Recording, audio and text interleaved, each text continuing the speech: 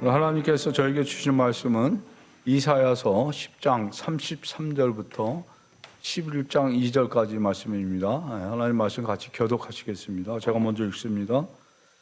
보라, 주 만군의 여호와께서 척척한 의력으로 그 가지를 꺾으시리니 그 장대한 자가 지킬 것이요 높은 자가 낮아질 것이요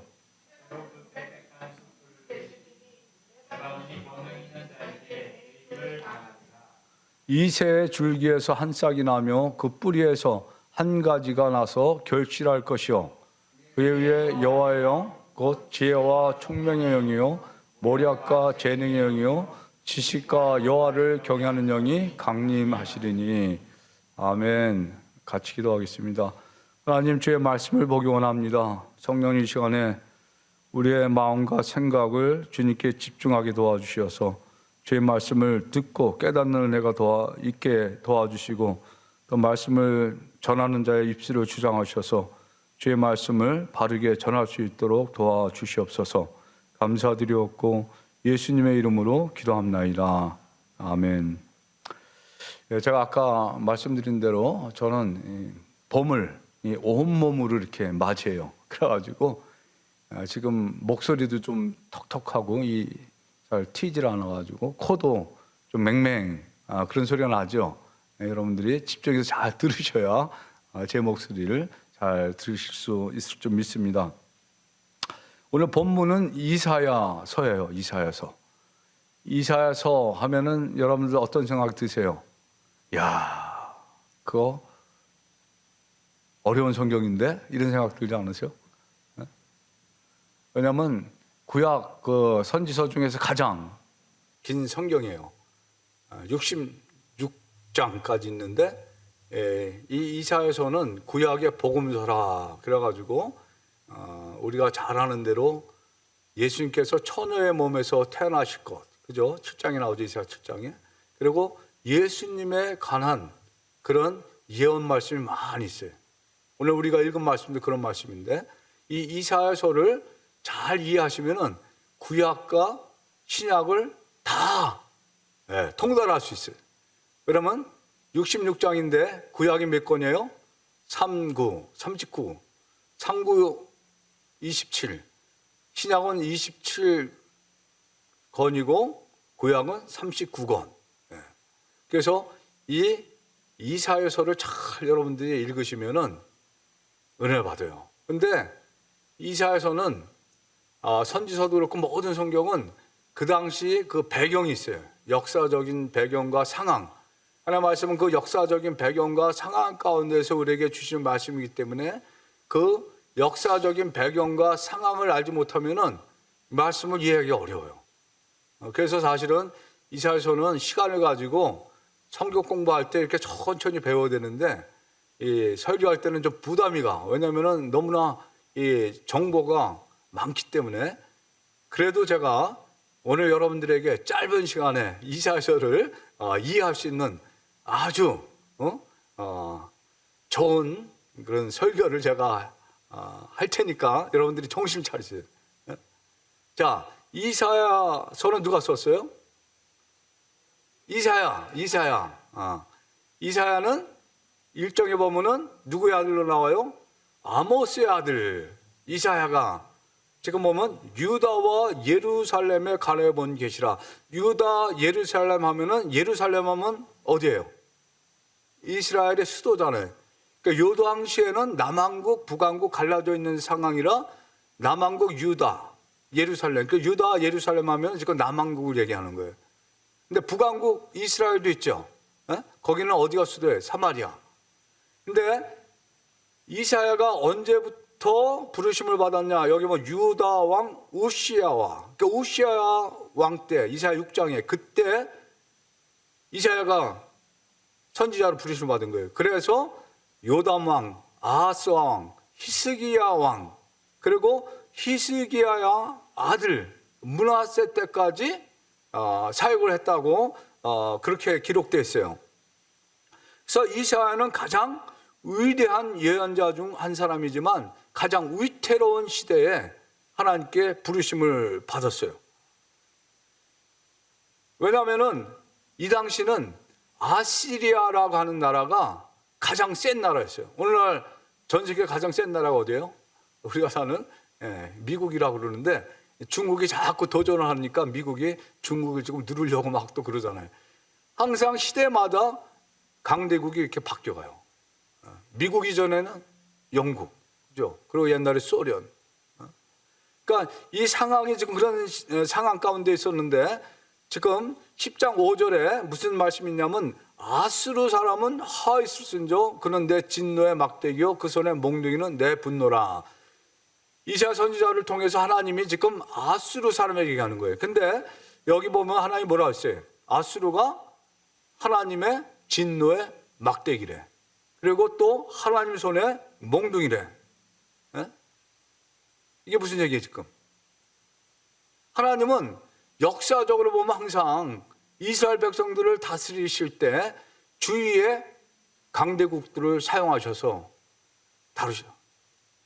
우리가 아이들이 미국이나 요즘 한국에 때리지 못하는데 옛날에는 아이들이 잘못한 부모가 회초리로 때리고 좀 무식한 부모는 뭐야?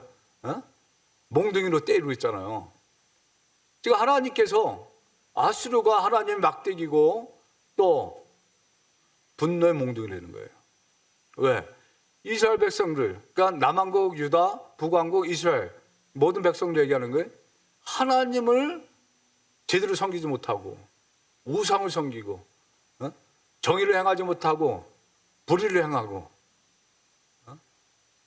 그렇게 하나님을 떠나서 하나님께서 이 아수르라는 나라를 통해서 다시 돌아오게 하려고 징계하기 위해서 하나님께서 아수르를 선택하신 거예요. 그런데 이 아수르가 왜 하있을지가 그랬어요. 여기서 북왕국 이스라엘 남왕국 유다한테 얘기한 게 아니고 아수르에게 지금 얘기했거든. 너는 내 진노의 막대기고 내 손에 몽둥인데 지금 너는 나한테 혼 좀 나봐야 돼. 지금 그러는 거예요. 아수르에게. 왜냐하면 아수르가 자기 분수를 넘었어. 하나님이 이스라엘 백성들만 좀 치라고 그랬는데 선을 넘어가지고 어떻게 했어요? 10장 9절 내가 그를 보내 경건하지 않은 나라를 치게 하면 내가 그에게 명령한 나를 노하게 한 백성을 쳐서 이스라엘 백성들을 징계하러 보냈는데 아수르의 뜻은 이 같지 아니했대요. 허다한 나라를 파괴하고 멸절했대요.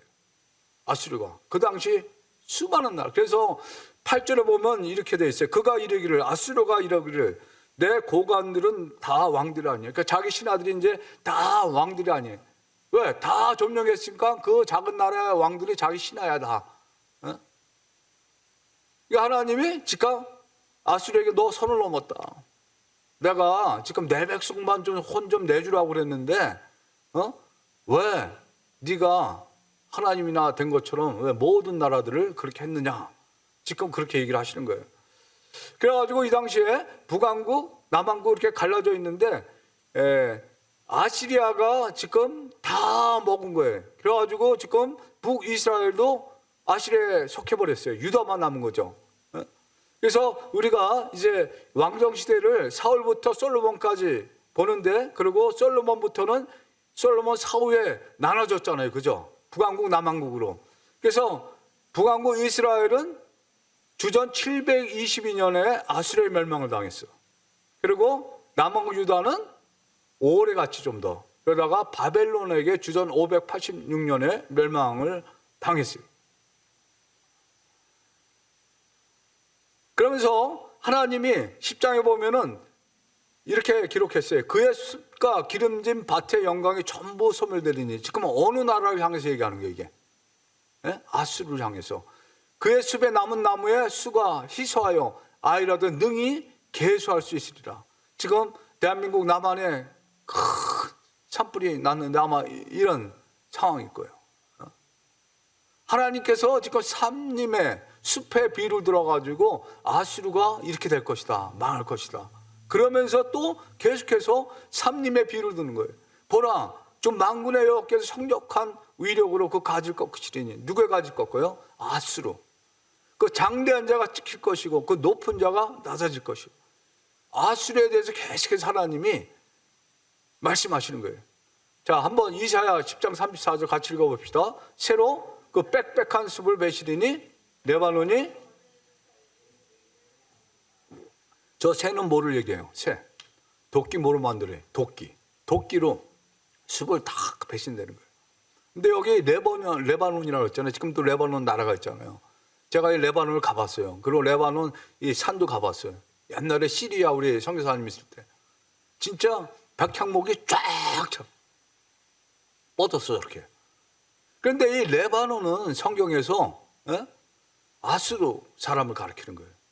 에스겔 30장 3절에 볼지어다 아수르 사람은 가지가 아름답고 누가? 아수르 사람이 그들은 숲의 그늘 같으며 키가 크고 꼭대기가 구름에 닿은 레바논 백향목이었느니라. 지금 아수르 사람들을 레바논 백향목에 비유를 하는 거예요. 근데 어떻게 하신다고 하나님이?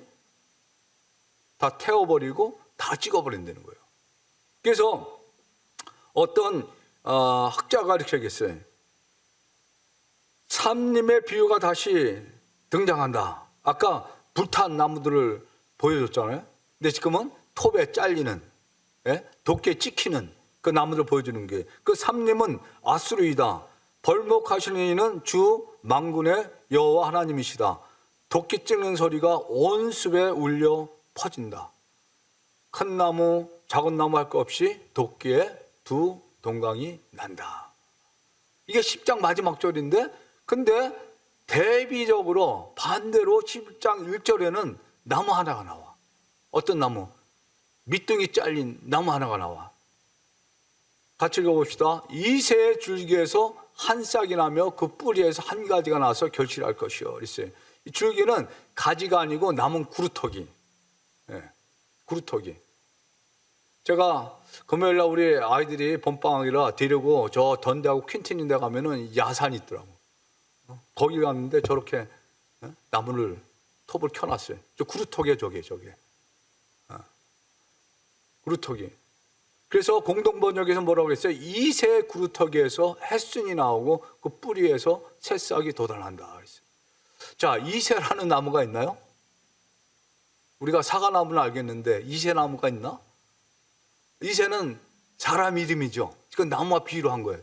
자, 이새가 누구예요? 다윗의 아버지잖아요. 다윗의 아버지. 그러니까는 그 다윗의 아버지, 다윗의 가문에서 햇순이 나온다는 거예요. 우리가 얼마 전에 룻기를 봤는데 이새 아버지가 누구예요? 오시, 오벳. 보아스와 룻사에서 태어난 사람이 오벳이잖아, 오벳. 그거 위로 올라가면 누구예요? 조상이 유다, 아브라함. 왜냐면 하나님께서 아브라함에게 약속하셨잖아요. 네 씨로 천하 만민이 복을 받을 것이다. 또 다윗에게 약속하셨죠. 네 후손 중에서 영원한 왕 위에 올라 앉을 사람이 태어날 것이다. 그래서 아브라함과 다윗의 자손 예수 그리스도의 세계라 마태복음 1장 1절에 그렇게 기록되어 있잖아요. 왜? 메시아는 예수님을 통해, 예수님도 아니고 다윗의 자손을 통해서 예수님이 메시아가 오신다고 그랬잖아요. 그래서 이새의 그루터기는 그 끊겨진 다윗 왕조야. 아까 봤잖아요. 다윗 왕조 때 큰 나라를 이뤘다고. 근데 솔로몬이 죽고 나서 나라가 갈라지고 북왕국 이스라엘은 아수르에게 멸망당하고 남왕국 유다는 주전 586년에 바벨론에게 멸망당했잖아요. 그런데 이제 여기서 중요한 차이점이 뭐냐면은 북왕국 이스라엘은 아수르로 끌려갔지만 이 아수르가 또 아수르 사람들과 그 당시 아수르가 점령한 다른 나라 민족들을 갖다가 북왕국으로 보내서 혼혈 정책을 썼어. 사마리아가 북왕국 이스라엘의 수도죠. 자, 사마리아 하면 어떤 여자가 생각나? 사마리아 여자가 생각나잖아요. 예수님께서 사마리아로 가다가 우물가에서 사마리아 여자를 만났는데 사마리아 여자가 예수님 보고 뭐라 그래요? 왜 당신은 유대인이고 남자한테 나한테 물을 달라고 그러느냐? 왜냐하면 유대인과 사마리아에 상종을 안 했어. 유대인들이 사마리아 사람들을 아주 개처럼 취급했어요. 옛날에 우리 남한에서도 그렇잖아요. 혼혈아들 무시하고 그랬잖아요. 그런 것처럼 이 혼혈아들을 무시했어요.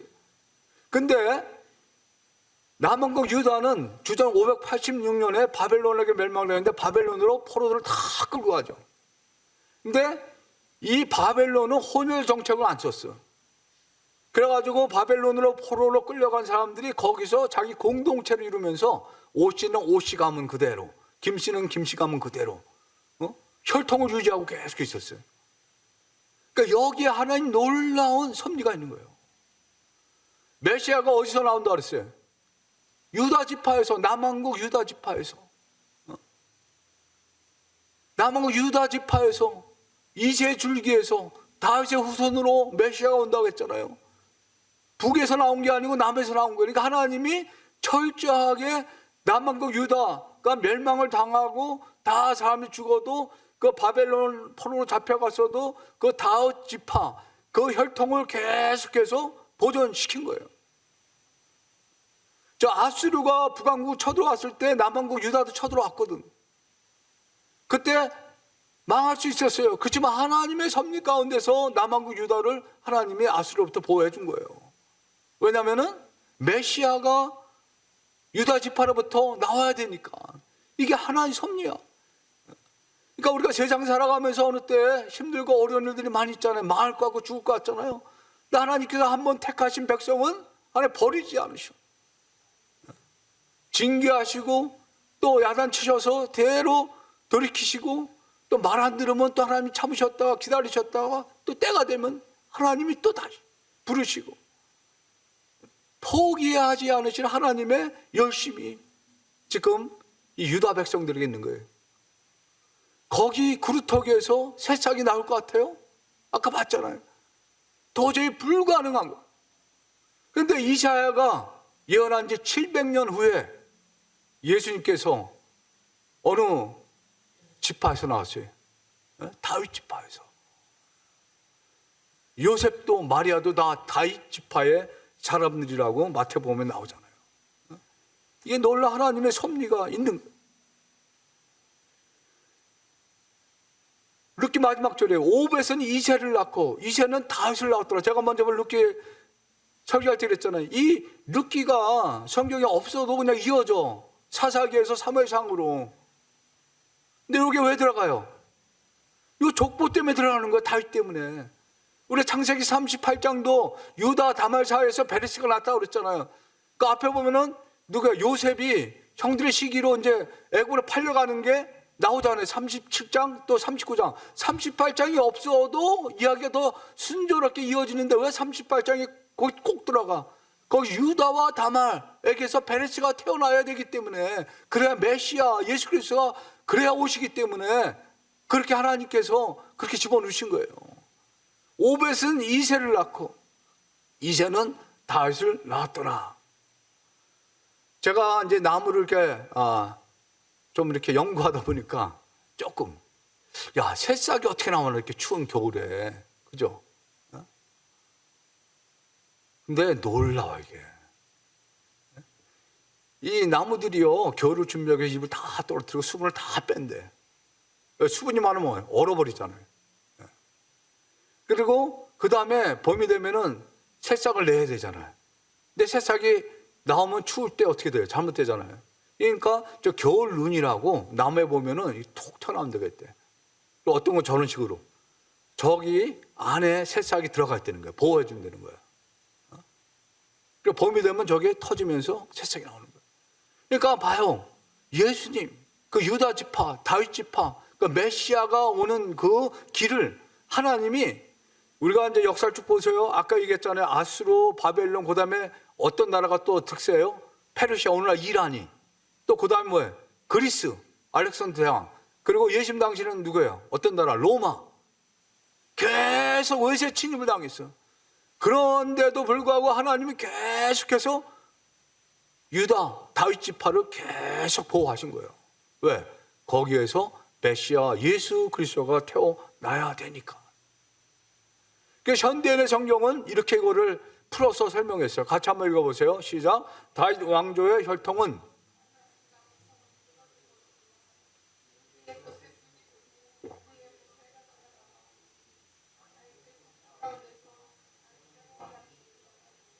여기 새로운 한 누구요? 예수님이 얘기하는 거예요. 예수님. 다윗의 후손 가운데서. 그래서 우리가 성경 읽다 보면 다윗의 후손 계속 나오잖아요. 그죠? 다윗의 자손 예수여. 눈먼 못 보는 그 소경이 여리고성 들어갈 때 나를 불쌍히 여기소서. 그때 예수님이 이 소원이 무엇이냐? 눈 뜨기 원합니다. 그러니까 그대로 눈이 떠졌잖아요. 메시아는 다윗의 후손에서 나올 것을 계속 말씀하시는 거예요. 그런데 왕인데 예수께 이 땅에 오실 때 어떻게 오셨어요? 아주 비천한 모습으로. 왜 이새의 가지라고 그랬는가? 그 당시 조롱할 때 그랬대요. 경멸하는 투로 이새의 후손이라 그렇게 얘기했다는 거예요. 사무엘상 18장에 보면은 다윗이 사울의 사이가 되잖아요. 그러니까 다윗이 너무나 항송한 거예요. 왜? 자기는 이제 비천한 목동인데 사울이 자기를 사위로 삼으려고 하니까. 그때 뭐라고 했는지 알아요? 내가 누구며 이스라엘 중에 내 친속이나 내 아버지의 집이 무엇이기에 내가 왕의 사위가 되리까? 그러니까 이 당시에는 완전히 망한 집안이었어요. 평범한 농부 목동이었다고, 이세 집안이.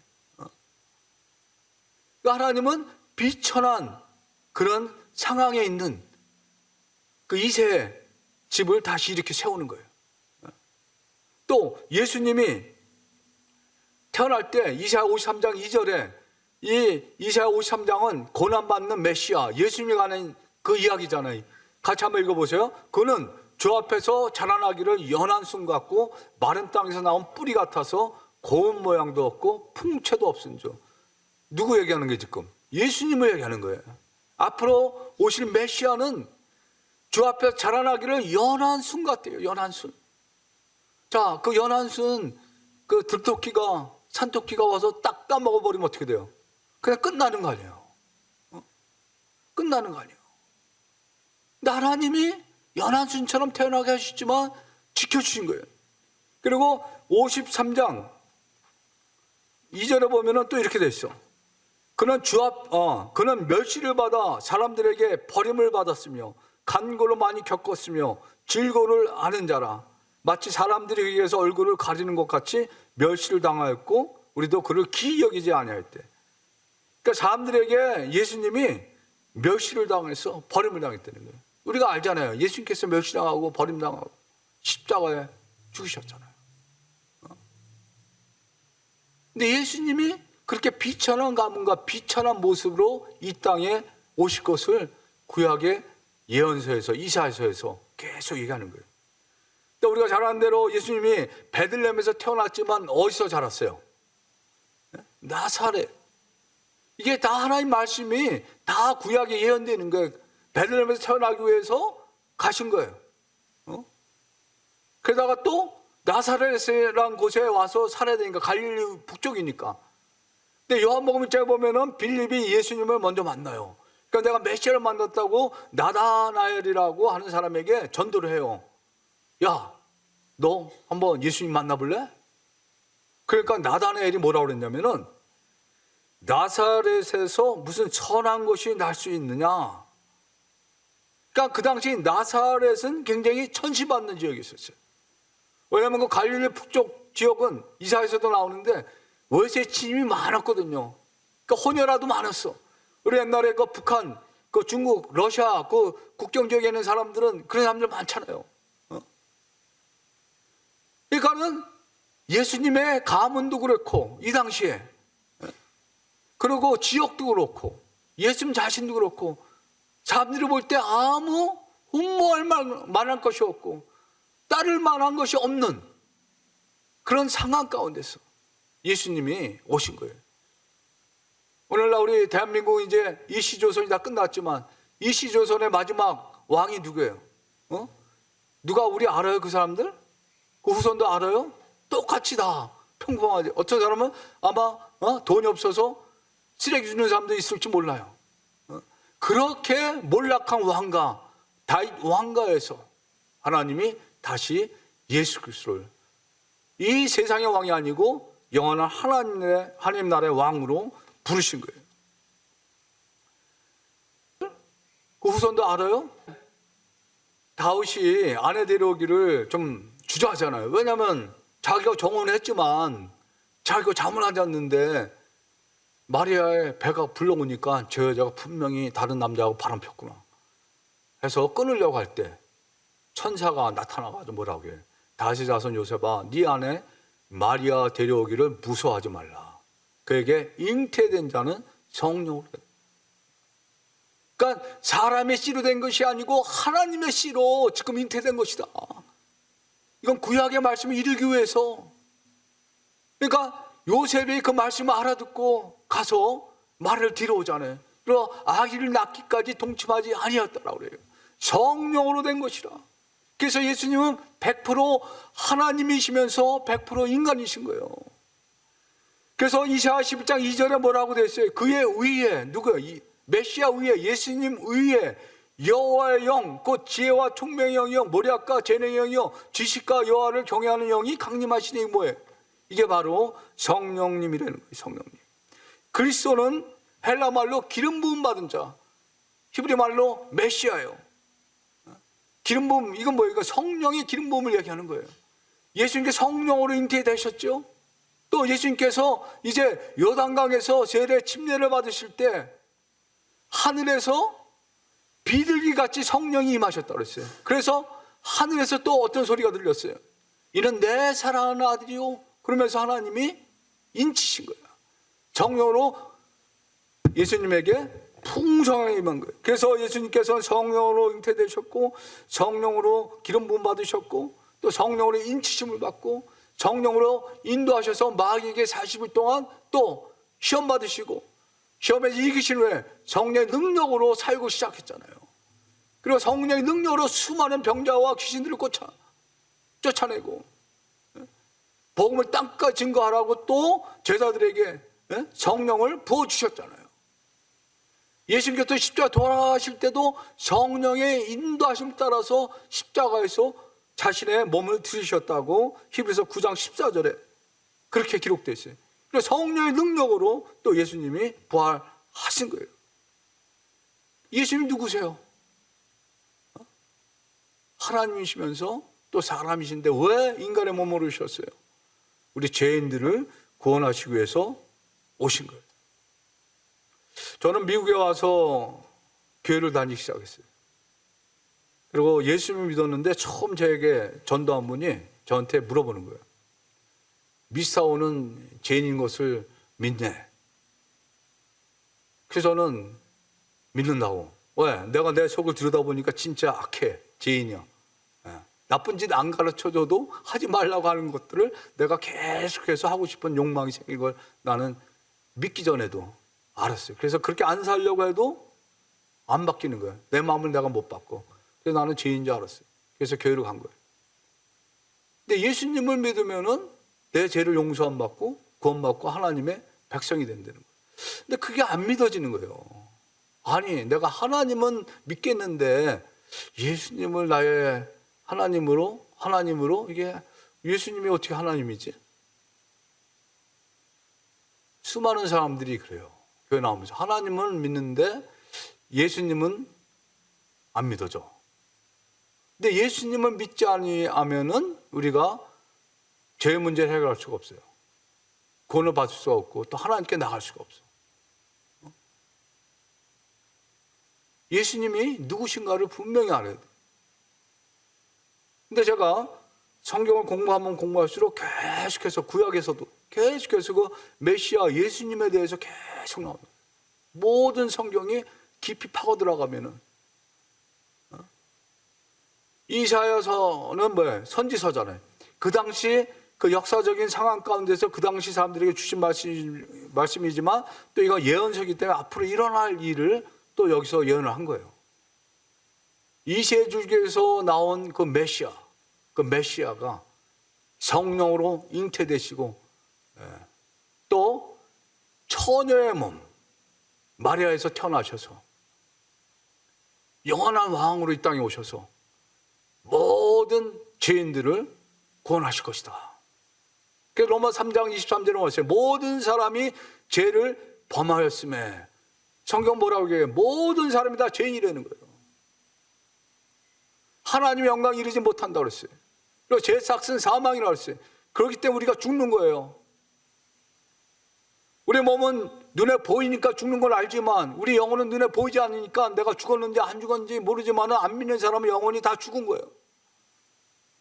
근데 예수님 믿게 되면 어떻게 돼? 그 죽었던 영혼이 살아나는 거예요. 그러면서 하나님과 교제가 시작이 되는 거예요. 근데 교회를 나오면서도 예수님을 나의 구세주와 주님으로 믿고 영접하지 않으면 이 사람은 하나님과 상관이 없는 사람이에요. 그렇기 때문에 예수 그리스도가 정말 나한테 누구인지 신앙생활하면서 계속해서 확인을 해야 되는 책임이 우리에게 있는 거예요. 마태복음 21장 5절에 보면은 시온 딸에게 이르기를 네 왕이 네게 임하나니 그는 겸손하여 낙이 곧 멍에 매는 짐승의 새끼를 탔도다 그랬어요. 자, 여기 네 왕은 누구를 얘기하는 거예요? 예수님을 얘기하는 거잖아요. 근데 왕이 지금 예루살렘의 왕으로 들어오시는데 대관식을 치르셔야 되는데 백마를 타고 오시는 게 아니고 흑마를 타고 오시는 게 아니고 나귀 중에서도 나귀 새끼를 탔대. 나귀 새끼를. 왜? 뭐라고 했어요? 겸손하여. 그러니까 여기서 우리가 헷갈리는 거예요. 왕으로 오셨으면은 왕처럼 오셔야 되는데 어떻게 종처럼 오시는가? 제자들이 예수를 따라서 예루살렘에 들어갈 때도 계속 제자들이 싸움한 게 뭐예요? 예수님이 예루살렘에 들어가시면은 이제 왕이 될 텐데 왕이 되면은 이 권력을 잡으면은 한 자리 해야 되잖아. 누가 예수님 옆에서 좌의정 우의정 할 것인가 그거 가지고 싸움한 거예요. 그러니까 예수님이 뭐라 해요? 너희들이 높아지려고 하면 낮아져야 되고 낮아져야 높아진다. 그리고 내가 섬김을 받으려 온 것이 아니고 오히려 도리어 섬기려 하고 나의 목숨을 대속물로 주려 함이니라. 근데 제자들이 못 알아들어. 왜? 세상적인 야망의 안경을 끼고 계속 예수님 따라가니까. 오히려 우리들은 예수님이 백마를 타고 아니면 요즘에 대통령이 타고 다니는 비행기 타고 리무진을 타고 오면은 와 하고 쫓아갈 거야. 근데 예수님이 오셨는데 전혀 왕 같지가 않아. 아까 이사야 53장도 봤잖아요. 강고를 많이 긋었대. 사람들에게 전혀 흠모할 만한 그런 얼굴이 풍채가 아닌 거야. 사진이나 그림에는 금발에다가 잘생긴 예수님이지만 원래 예수님 모습은 그런 모습이 아니라는 거예요. 중동 사람 또 꺼먹고 머리도 시커멓고 얼굴도 병이 들은 것처럼 그렇게 수척하고 사람들에게 외모로 흠모할 만한 그런 모습을 하고 예수님이 이 땅에 오신 게 아니에요. 그런데 그런 예수님을 통해서 하나님께서 모든 인류를 구원하시기 원하시는 거예요. 이사야 11장 10절 똑같은 이사야 11장 말씀인데 그 뒤에 이런 말씀이에요. 그날에 이새의 뿌리에서 한 싹이 나서 만민의 기치로 설 것이요 열방이 그에게로 돌아오리니 이랬어요. 이새의 뿌리에서 한 싹이 누구예요? 예수님. 만민 유대인뿐만 아니라 모든 사람들의 기치 깃발로 설 것이는 거예요. 그럼 모든 열방의 백성들이 다 예수님께 돌아올 것이라는 거예요. 예수님은 유대인만 구원하러 오신 것이 아니고 이 세상의 모든 인류를 구원하시기 위해서 이 땅에 하나님의 아들로 백성으로 오신 거예요. 그 예수 그리스도를 우리가 믿을 때 우리가 구원을 받고 하나님의 백성이 되는 거예요. 아멘. 이게 없으면은 우리는 교회 나와도 그냥 헛다리 짚고 하는 거예요. 예수님께서 겸손하여서 짐승의 새끼를 탔도다. 우리가 지금 사순절을 지나고 있잖아요. 빌립보서 2장 6절에 보면 이런 말씀이 있어요. 그는 근본 하나님이시나 하나님과 동등됨을 취할 것으로 여기지 아니하시고 뭐라 했어요? 그는 본래 근본 하나님의 본체래. 누가? 예수님이. 근데 하나님과 똑같이 동등됨을 취할 것으로 여기지 아니하고 오히려 자기를 비워 종의 형체를 가지사 사람들과 같이 되었다는 거예요. 그러니까 하늘의 모든 그 권세, 하나님 갖고 계시는 모든 것들을 다 놓고 버리고 우리 인간처럼 이 땅에 인간의 몸으로 오셨다는 거예요. 그래서 우리 사람하고 똑같은 그런 본성 선풍. 그래서 예수님이 우시고 어때 화를 내시고 오늘 배고파하시고 우리 인간이 갖고 있는 모든 희노애락의 감정을 다 겪어서 그 대신에 뭐예요? 죄는 없으신 분이에요. 그렇기 때문에 우리를 구원하실 수가 있는 거죠. 그러면서 계속해서 이렇게 기록됐어요. 사람의 모양으로 나타나셨음에 자기를 낮추시고 죽기까지 복종하셨으니 곧 십자가에 죽으십니다. 왜 예수님께서 하나님이신데 인간의 모양으로 오셔서 인간의 모습을 하고 오셔서 십자가에서 왜 죽으셨어요? 저와 여러분들을 죄에서 구원하시고 하나님의 백성 삼으시기 위해서 구원하신 거예요. 그래서 계속해서 구약에서부터 이 메시아를 보내셔서 모든 죄인들을 구원하시기 위해서 하나님이 계속 유다 지파를, 다 지파를 보호하신 거예요. 그리고 700년 후에 이사야가 이렇게 말한 700년 후에 불가능한 상황 가운데서 그 거목나무에서 구루터기에서 새싹이 돋아나는 것처럼 예수님께서 도저히 태어날 수 없는 그 상황 가운데서 인간의 모습으로 오신 거예요. 근데 너희 안에 이 마음을 보내는 거예요. 이거는 예수 그리스도의 마음이라는 거예요. 그 당시 빌보교가 서로 싸움을 했거든. 서로 자기가 높다고. 근데 우리 인간의 겸손한 마음, 낮은 마음을 갖는 게 불가능해요. 내가 어떻게 낮은 마음을 가져요? 내가 어떻게 겸손해요? 남을 나보다 내가 어떻게 낮게 여겨요? 이거는 십자가에 예수 그리스도와 함께 죽은 사람들만이 다른 사람을 하나님의 눈으로 볼 때, 예수님의 눈으로 볼 때 나보다 낮게 여기는 거예요. 어? 제가 오목사님을 나보다 낮게 여길까요? 아닐까요? 우리 현미자매를 제가 나보다 낮게 여길까요? 안 낮게 여길까요? 들켰네. 인간은 항상 따져. 사람 보고 외모 보고 저 사람 나보다 나은 것 같다. 저 사람 좀 가진 게 없고 또 배운 거 없고 나보다 못한 것 같다. 근데 하나님 눈으로 보면 다 나보다 나은 거야. 왜?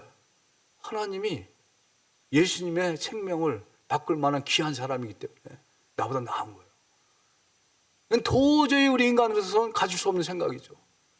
내가 그리스도와 십자가 못 박혔나니 그런 얘기 이제는 내가 아니고 내 안에 그리스도 사신 것이라. 그리스도와 함께 죽고 다시 산 사람들. 그래서 눈이 열린 사람만이 예수님의 마음을 가질 수가 있고 다른 사람 바라볼 때 그런 마음을 품고 바라볼 수 있는 거예요. 한 사람 한 사람이 다 귀하게 보이는 그런 놀라운 은혜가 우리에게 있기 바랍니다.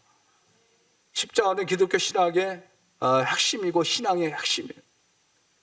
십자가는 하나님의 공의와 사랑이 교차하는, 하나님의 공의가 뭐예요? 죄를 심판하셨어요. 사탄을 심판하셨어요. 하나님의 사랑이 우리 죄인들을 구원하신 거예요. 그리고 거룩한 백성을 우리 삼아주십니다. 이 십자가의 그 사랑만이 원수가 서로 용서하고 하나 될 수 있는 거예요. 어떻게 원수가? 같은 한국 사람인데도 진영이 다르면 서로 죽일 놈 죽일 뭐 하는데 십자가의 능력만이 우리를 서로 용서하고 불쌍히 여기고 하나 되게 할 줄 믿습니다. 사순절 기간을 지나면서 정말 다시 한번 예수님을 깊이 묵상하고 예수님을 본받을 뿐만 아니라 예수님과 함께 십자가에 죽고 다시 사는 그런 영적인 경험이 우리 모두에게 있기를 기도합니다. 기도하겠습니다. 하나님 감사합니다. 하나님 말씀을 통하여서 다시 한번 우리 자신들을 봅니다. 우리의 속을 주님 다 비춰 보인다고 하면은 얼마나 수치스럽겠습니까? 우리 악하고 더럽고 죄악된 모든 이 검고 정말 냄새나는 이 마음들, 더러운 마음들 그리스도 보혈의 피로 씻어주시고 우리를 깨끗게 하신 하나님 감사합니다. 우리가 사순절 기간을 지나가면서 다시 한번 철저하게 내 자신을 회개하고 나를 위해 십자가 죽으신 예수 그리스도를 바라보고 하나님을 바라봄으로 말미암아 우리의 속사람이 새로워지고 우리의 신앙이 새로워지는 그런 귀한 역사가 일어날 수 있도록 도와주시옵소서. 그래서 정말 우리를 포기하지 않으시고 끝까지 사랑하시는 그 하나님의 그 사랑을, 하나님의 열심을 우리가 깊이 깨닫는 시간 될 수 있도록 축복하여 주시옵소서. 감사드리옵고 예수님의 이름으로 기도합나이다. 아멘.